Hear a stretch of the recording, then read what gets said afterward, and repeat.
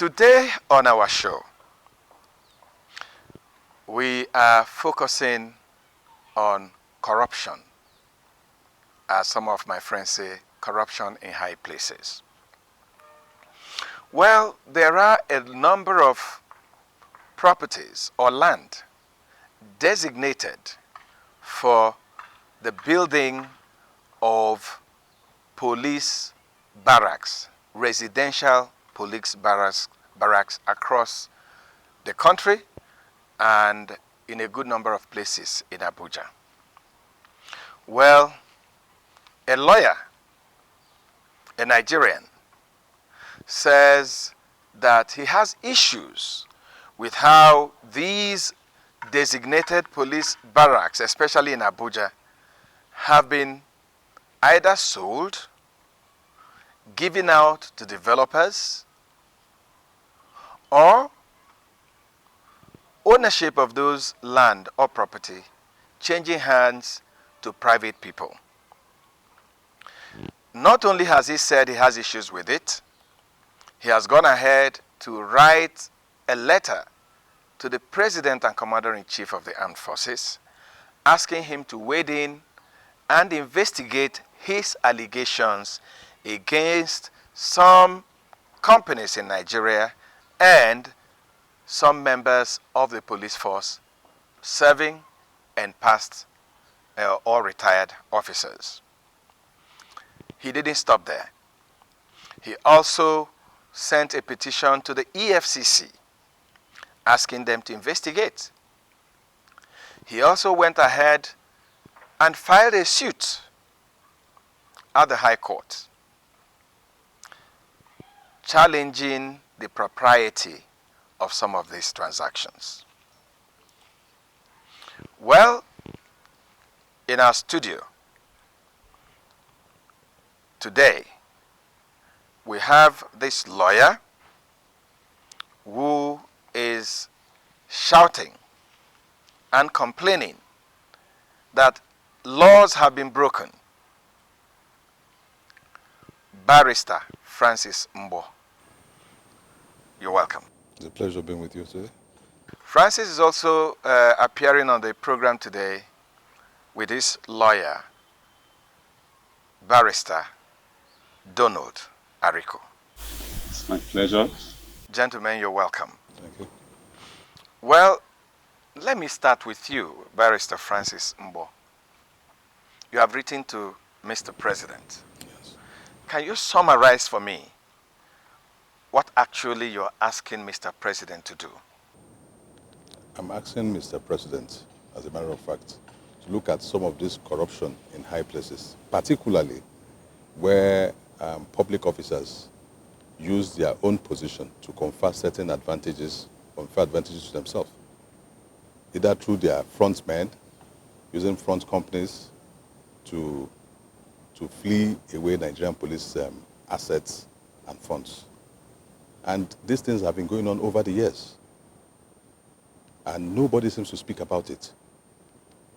But the Nigerian police officers who are there risking their life for the average Nigerian citizen are going through pains and suffering, because most of them do not even have accommodation in Abuja, or in most places where you ask them to go for an assignment. If you go to a police station to ask them to do a case for you, they will ask you for money. These are the things we see in our practice. And all these things boil down to the aspect of the fact that proper welfares are not given to police officers. Their money in their police cooperatives are being stolen by management staff of the Nigerian police force, being given to private developers who ought to come with their own money if indeed they actually have anything they are doing with the police. But in this instance, this money has just been taken with no collateral, no even plans to refund the money back to the police cooperative. Okay, just before you go ahead, you talked about corruption in high places. Why did you choose to push forward this particular one that concerns the police? One, I'm a victim of this well-orchestrated and organized scam, because I made investment into some of these things, saying the use of the police logo without any empirical approval being given to a company or a 1 million naira share capital company to go about taking police properties wherever he can find them, using the same money from obtained from the Nigerian Police Cooperative and from Nigerian Police Mortgage Bank PLC without any adequate collateral. And these things have been going on. These same categories of persons have different companies with different names. Now, without compliance with the Procurement Act. We'll go to the details of that, but you came with your lawyer. Yes. So, what constitutional right does Barrister Francis Mgboh have to write to the President, write to EFCC, write to other authorities, and even go to court? The Nigerian Constitution is very clear. Even though if he's acting as a lawyer to somebody and he discovered that this person is indulged in a fraudulent act, the Constitution gives him the authority to expose such person. And as a legal practitioner, the rule of professional conduct also guide my practice. Give him the authority to expose anybody. And apart from that, he is a Nigerian who is also a taxpayer. He pays his tax as and when due every year. And the police property is procured through the taxes that an average Nigerian pays. So he has the power to challenge that the police property, the property of the Federal Republic of Nigeria is being protected. To be more specific, if you look at chapter 2, section 24 of the 999 Constitution of the Federal Republic of Nigeria, it is very, very clear. It's part of my civic responsibility as a Nigerian citizen to report to any relevant authority of a complaint regarding to any unlawful acts, abuse of office and things like that, which is what I've just exercised, reporting this matter to the police, reporting this matter to the EFCC, reporting this matter to the Mr. President. And I think I should be applauded for this, not to be molested by the police. Let's take it one after the other. In your letter to Mr. President, you accused a Nigerian company of colluding with some individuals in the Nigeria police force in converting property designated, purposed for residential police barracks, and they are repurposing it without going through due process for estates, for police officers and the general public, and making profit and not remitting such profit to the police. Can you substantiate your accusations? You see, under the law, when it comes to FCT Abuja, being specific, Section 4 of the approved guidelines for sales of federal government houses in FCT Abuja clearly states that certain properties are supposed to be exempted from the sales program. The FCDA are aware of this law. They are even implementing it. Now, certain properties include police barracks, military barracks, and other paramilitary barracks are not supposed to be sold for constitutional, statutory, and administrative reasons. But the property you're talking about is designated for barracks. It's not a barracks yet. No, it's designated. The purpose for giving that allocation to the Nigerian police force is designated for residential police barracks. The police get budgets, annual budgets from the National Assembly, and these budgets are, what is it meant for? Beside operation, it should also be used to prepare something for the welfare of the police officers, which the Ministry of Police Affairs must ensure that these things are done. But in this instance, governments have already gone ahead because Abuja, as is designated, the Federal Capital Territory, ought to be reserved. It's a police state. Where the seat of government is usually police state. If you look at the police force headquarters, you see the Nigerian police office, head office, seated side by side with the Federal Fire Service. If you look at the first CID at Area 10, you see it seated side by side with the Federal Fire Service. If you look at even Mgboh, the Nigerian Police Residential Barracks at Mgboh, that was ceded to a company called Copran International Limited, is a designated residential police barracks because the fire service is just next to it.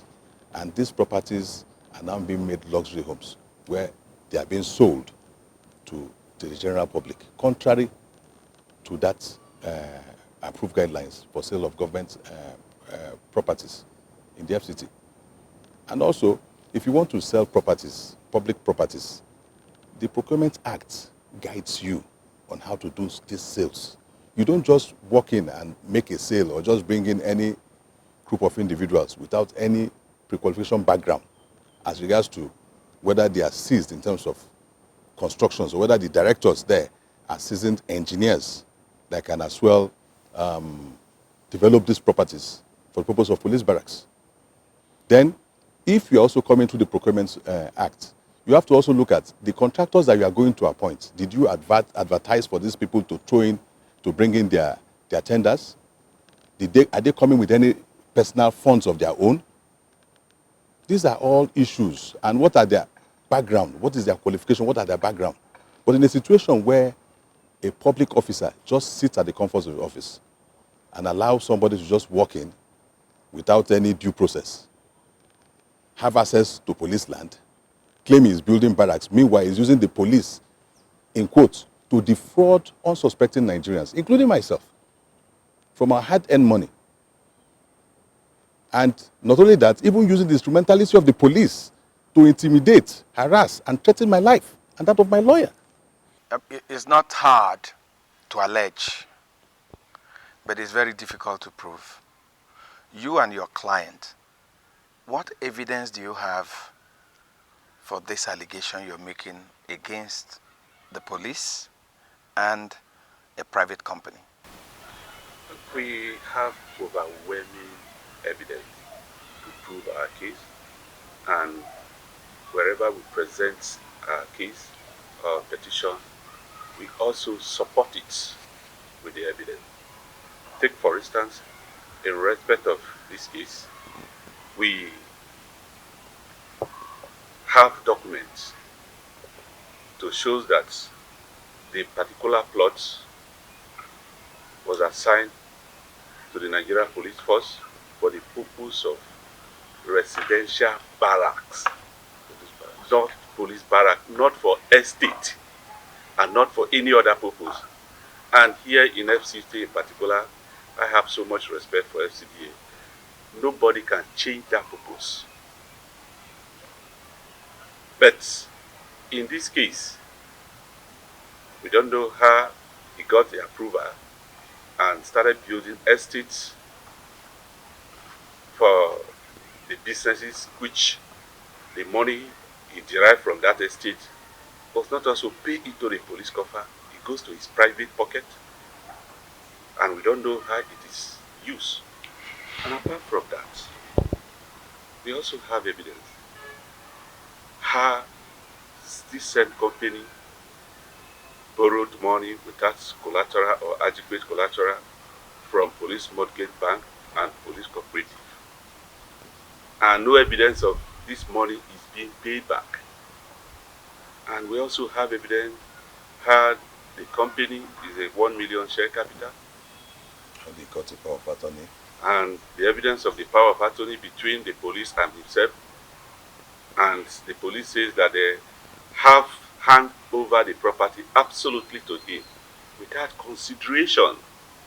All the documents are annexed to our petition to Mr. President. Okay. And to the EFCC. I've seen some of the documents, but Barrister Mgboh, would you take us through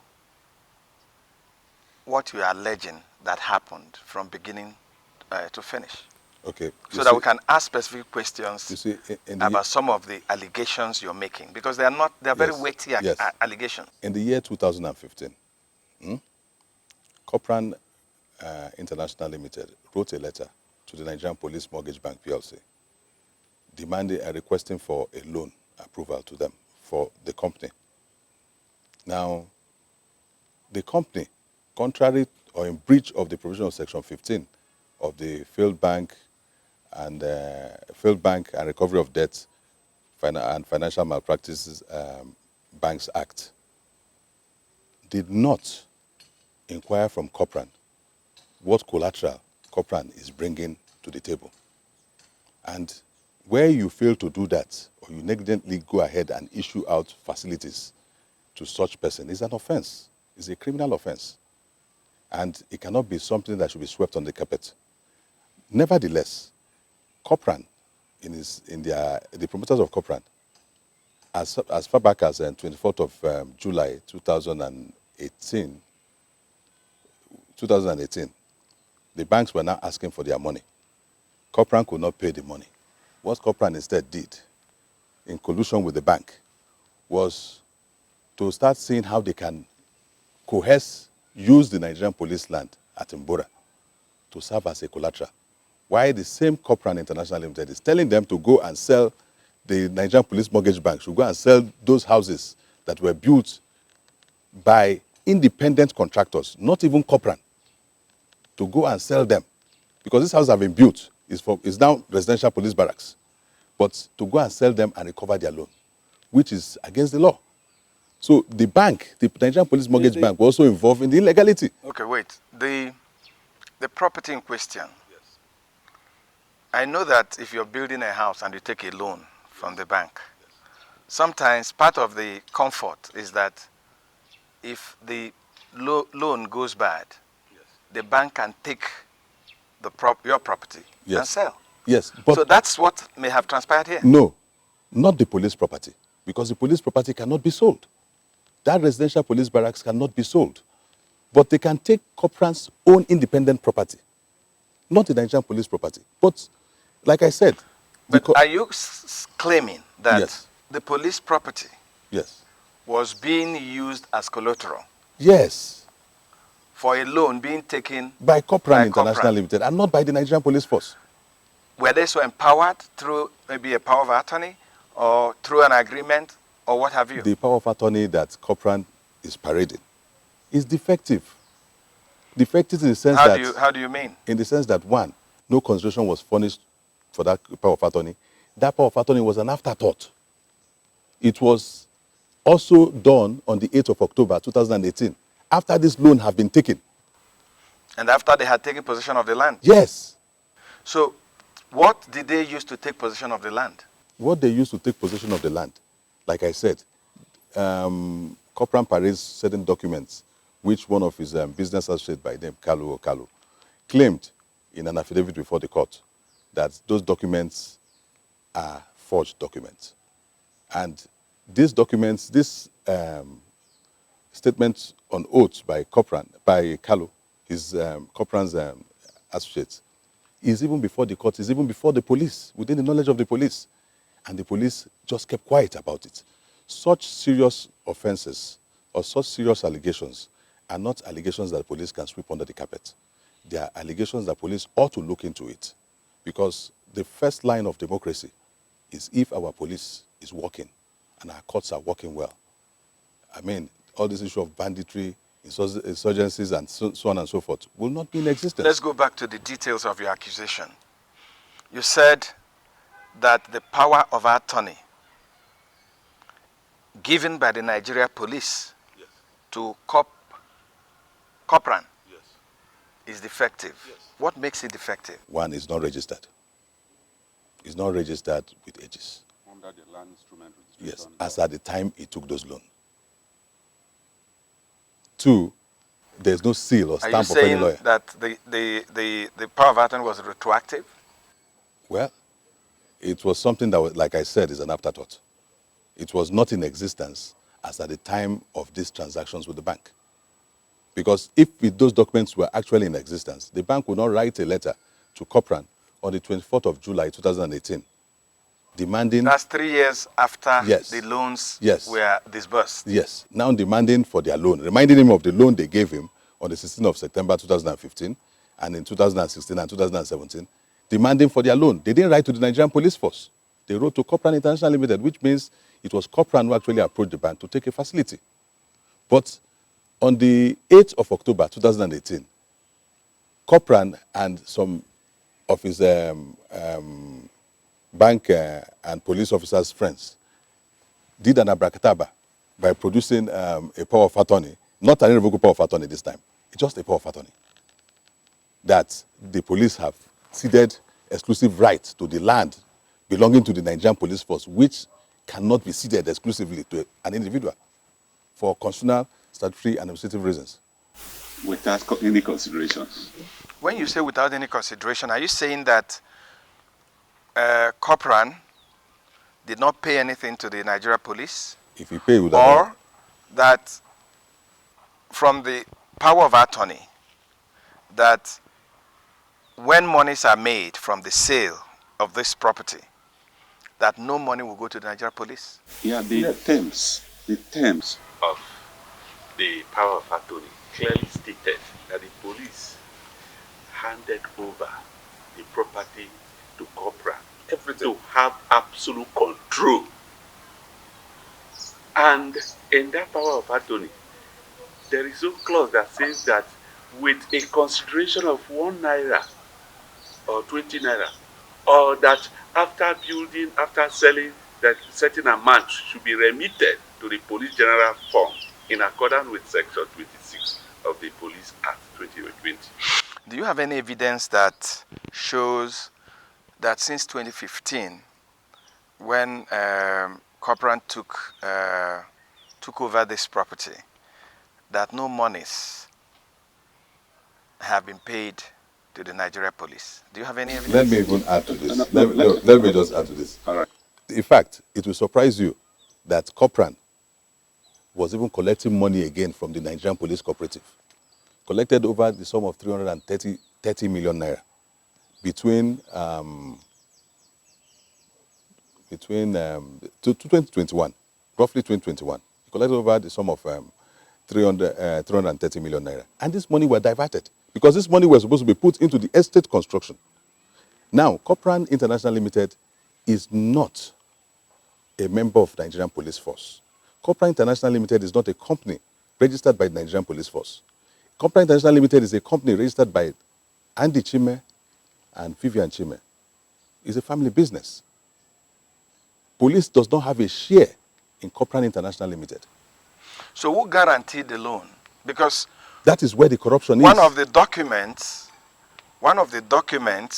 that we saw before this program. That's the document they wrote on the 4th of December 2015. No, I can't remember when it was written, but one of those documents was a letter from the police bank, the police mortgage bank, to the Deputy Inspector General of Police, asking for a kind of collateral for the money that was taken by Copran. That letter. And quoting in that document that I saw, that the police had given them a letter of comfort. No. Listen, that letter that you saw was written on the 4th of December 2015.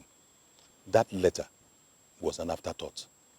Loan have already about 244 million naira or thereabout has already been released to Copran as at 16th of September 2015. But does the police have a right to give a letter of comfort? They don't. For someone who was handling a contract for them? They don't. They don't. That is the corruption. And if you look at the provision of Section 19 of the ICPC Act, it clearly states that where a public officer uses his office or his position to confer an unfair advantage to himself and to members of his family, associates, or fellow public officers, that is a corrupt act. It's corruption. It's clear corruption. So if such things exist, the police have a lot to answer to us, because police in the first place do not have right to sell residential police barracks to any individual whatsoever, and precisely to a 1 million share capital company. Now, if a property situated somewhere in Umbura or Guzape, running into acres, such properties, me and you know, even 700 square meter, you should be talking about selling it for like 40 million naira or thereabout, because of the position or location where the property is. But this one, we're talking about properties in acres belonging to every serving officers of the Nigerian police force, not retired, serving, who are still in active service, laying their life for us, Nigerians.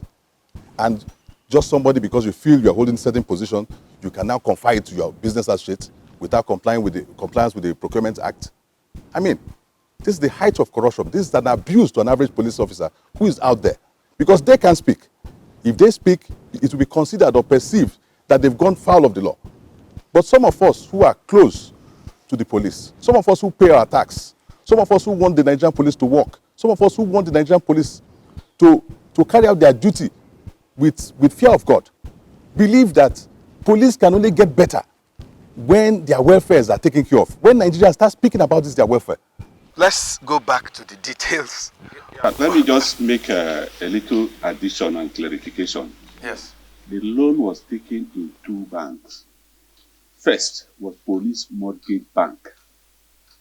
I have his head office at Port Said Street at Zone 4. And that's the one you're saying they took without collateral. Without adequate collateral. And secondly, Police Cooperative Bank, where all the policemen in Nigeria deduct certain amount of money from them. And if you are not a member of a cooperative, you don't have any power or access to apply for any access such fund. But Corporam is not a member of the cooperative, and he have access to certain amount of money. So who could have authorized 300 million?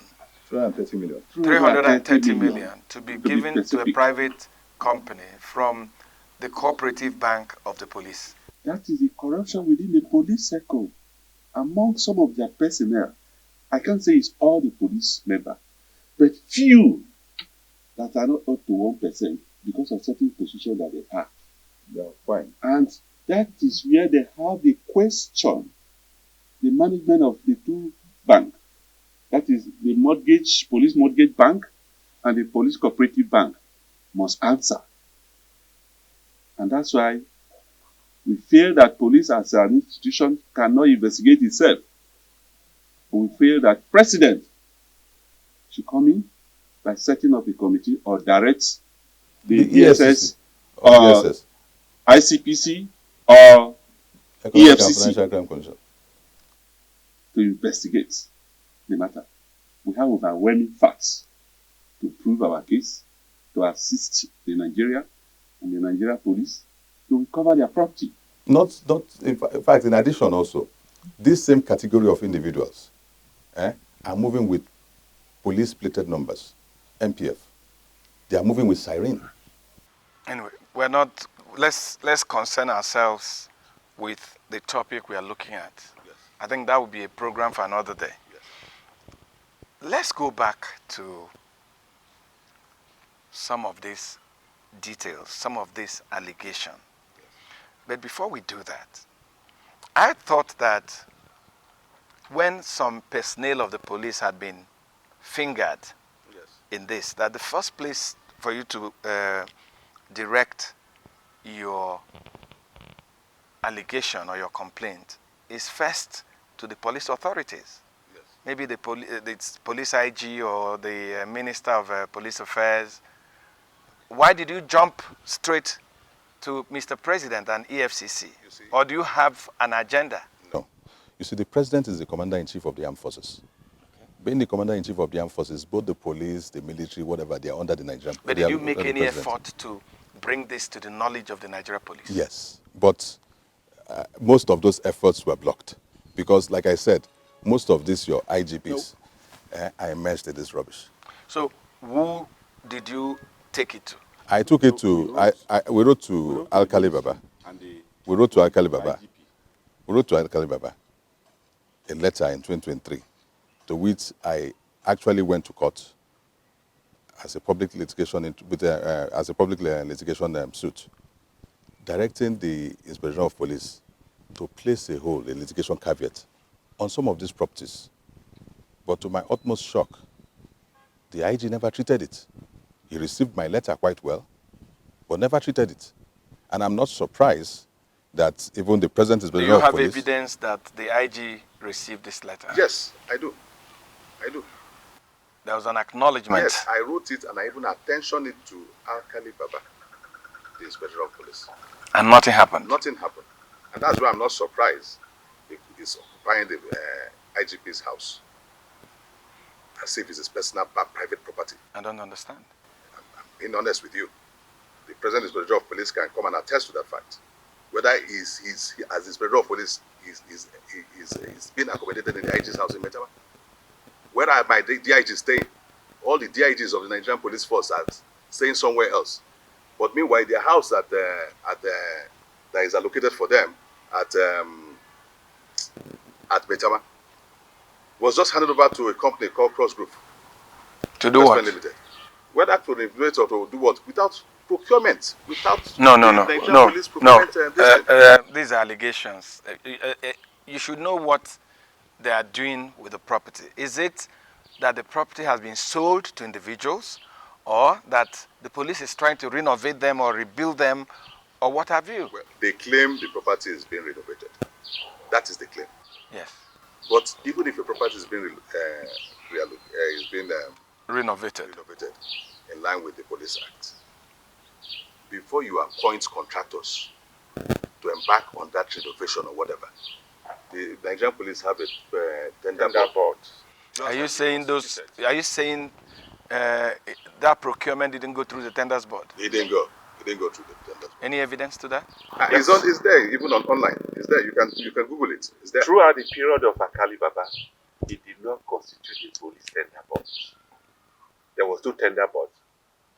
Whatever happened is that anything he likes or anything anybody likes, they do without reference to any law. And that's why some of us, we are bringing this very particular petition to Mr. President, that this country is a country that is guided with the rule of law. It's not a land of jungle where you have a privileged position today, you do whatever you like. And go. You must do in accordance with the provision of the laid down law that guide that particular institution. You can ask any police officer, you can go to the force headquarters and ask the DIG works. During the period of Alkali Baba, there was no tender board. The PPP is saying. What is PPP? PPP is a private and public partnership. Okay. Is that what they are using for the... That was what he used for the company called Mgboh. Mgboh is a private developing company owned by one person called Umar Abdullahi. Is it Cosgrove or Congrove? Cosgrove. Okay. Cosgrove. And to our surprise in 2018, when we conduct a search in CAC, we discovered that one Kali Baba, that is a question that CAC must answer to provide the means of ID of that Kali Baba. Who was made a director. Who was made a director. He was not originally a director. Yes. No, he was not originally a director. At what point was he made a director? 2018. In 2018. The document is there. You can go to CAC yourself. You will verify. That's why it's called public domain. And if somebody like you who is a journalist go to CAC, they will show you about the picture or the means of ID that Kali Baba was used. You sent a petition to the FCC. Yes. You sent a petition to Mr. President. Yes. And you claim that these petitions were acknowledged. Yes. Has something been done? Something been done? No. Till date, nothing has been done. In fact, this is the petition I wrote to the Economic and Financial Crime Commission. You can see it. It was duly received by them on the 26th of July 2023. This is the letter, the petition we equally wrote to Mr. President. You can see it was duly received in the villa on the 25th of July 2023. Then, as if that is not enough, my life, like I said, is now in jeopardy.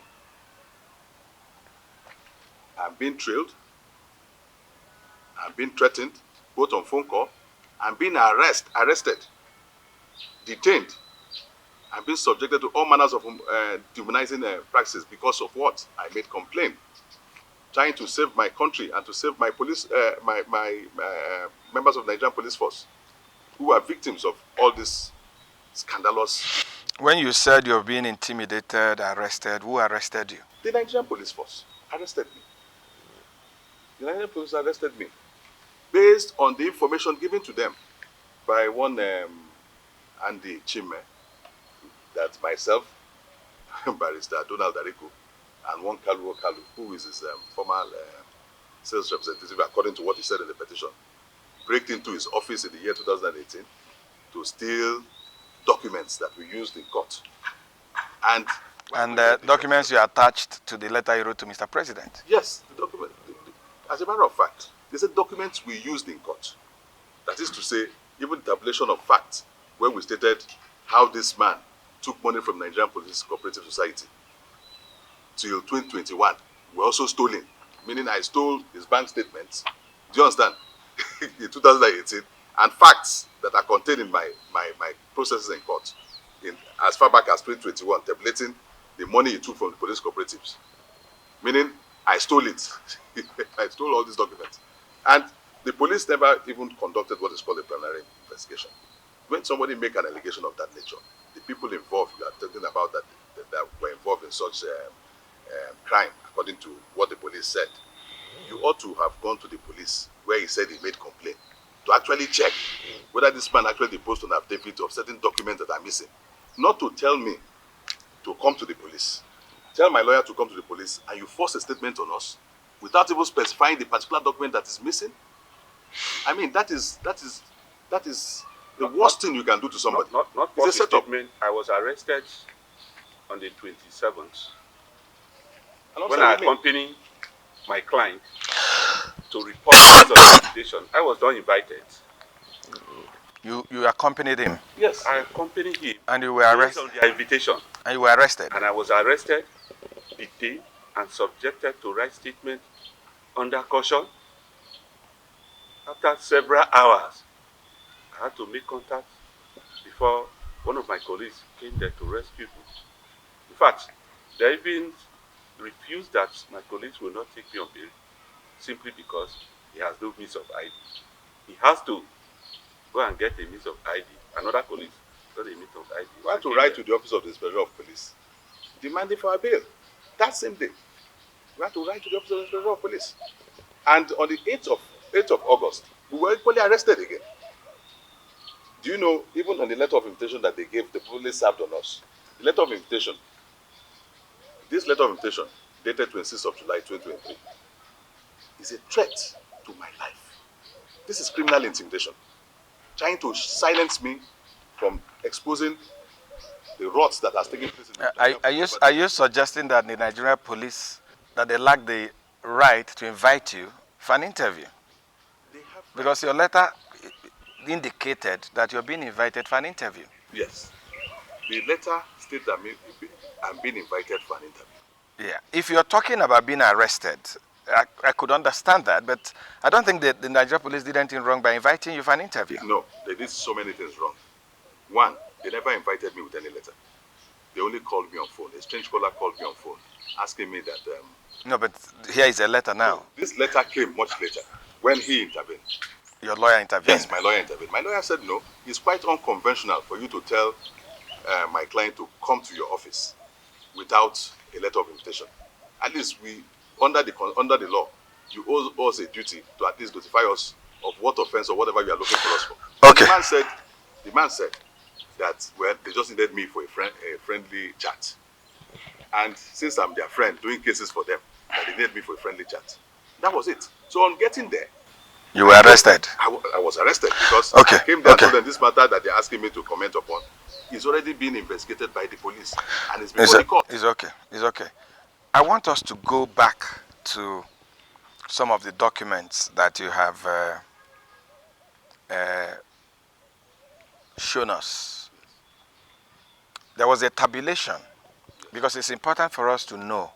When you say that Copran took loans, how much loan in your records did Copran take? And how did you find out how much they had taken? Okay, thank you. You see, Copran, as at 16th of September 2015, took a loan of about 200 and for something million. Everything Copran took from the Nigerian Police Mortgage Bank PLC, it's about 570 something million, 573 million or thereabouts. Now, when you compound the interest, and whatever, I think it's the loan facility should be about 940 million. Now, Copran also went to the Nigerian Police Cooperative Society to take the sum of 330 million naira. As at 2021, the Nigerian Police Cooperative Society paid Copran 70 million naira. And I know as a fact that this money were diverted. This money were never put in the project. Because the money given to him by the police cooperative, for whatever it is worth, do you understand, was for him to use it to develop the barracks. Has this loan been paid back from your investigation? No. What they did is that they now went and adopted a power of attorney on the 8th of October 2018. 3 years after? 3 years after. Purportedly stating that the Nigerian police have handed over that land to Copran. So Copran removed his own properties that he surrendered initially, which is where he presently resides. Do you understand? As at then, those properties were Kakas. And the house next to it, he removed his own and now used the Nigerian police property, which ought not to be sold, to be collateral after the loan. The loan was given in. Are you saying was there a sharing formula between Copran and the Nigeria police as it affects those property? When you say he took the part of the police as collateral and not his own? He took the entire land belonged to the Nigerian police. Yes. Now, as of 2018, on the 8th of October, they arranged the power of attorney, purportedly saying that the land had been ceded completely and absolutely, exclusively to Copran International Limited, a 1 million naira share capital. So which one did they use for the collateral? That's what I'm saying. Now, what it simply means is that it is the police land that was now used for collateral. Because Copran International Limited wrote to the bank, when the bank wrote him on the 24th of July 2018, that they want to recover their loan. What Copran now told them was that they should go and help him sell the properties in the estate. Do you understand? And recover their loan money. So are you suggesting by any means that in this entire transaction, that Copran did not commit any money? He did not. The people who developed the estate. Because we are concluding. So this is digital age, where the law has made it easy for us. If you spend 1 naira to be through the bank, just like the loan given to Copran, they cleared police mortgage back to corporate account. When you check Copran account, you can also trace it. Where did that money go to? Is it to buy zinc, to buy block, or cement? But in this case, there are other subcontractors, off-takers. Invariably, this is part one of this conversation, because the allegations that you have brought before us and before Nigerians are very weighty. And it would be very wrong if we just leave it at listening to you. So, in our program next week, we'll be extending invitations to Copran. We'll be extending invitation to the police mortgage bank. We'll be extending invitation to police authorities. And we'll be extending invitations to the Ministry of Police Affairs. If a law has been broken, we're interested in knowing who and how and what sanctions are going to be meted out. But finally, gentlemen, and I'll ask you, now that you have not gotten a reply or a response from the presidency or EFCC, what are the next steps? Well, the next step is that, like I said, I filed a suit in court. Now, I see some of this harassment, intimidation, and whatever to be a sign of distraction. As a lawyer, I'm a very busy person. I have a lot of matters to attend to in my firm. So you have to pay attention to the court processes. Yes. Okay. In addition to that, the matter before the Federal High Court is purely civil issue. But our petition is criminal. And the law says that both civil and criminal matter can go concurrently. But when they see our processes before the Federal High Court, Compran is not a party. Before the Federal High Court, we have Ministry of Police Affairs. We have the Nigeria Police Force. And we also have Nigeria Police Mortgage Bank. The Ministry of Police Affairs have entered into appearance. Mortgage Bank have entered into an appearance, even filed a counter. But without a leave, their lawyer. Anyway, we're not going to talk about your court processes. We are concerned about the petition you wrote to Mr. President. So you are lawyers. You know how to pursue your case in court. As journalists, we are going to investigate almost all the allegations that you have raised. And we are going to invite all the people that you've laid these allegations against and hear their own part of the story. So, gentlemen, I must thank you. Barrister Francis Mgboh, thank you for coming.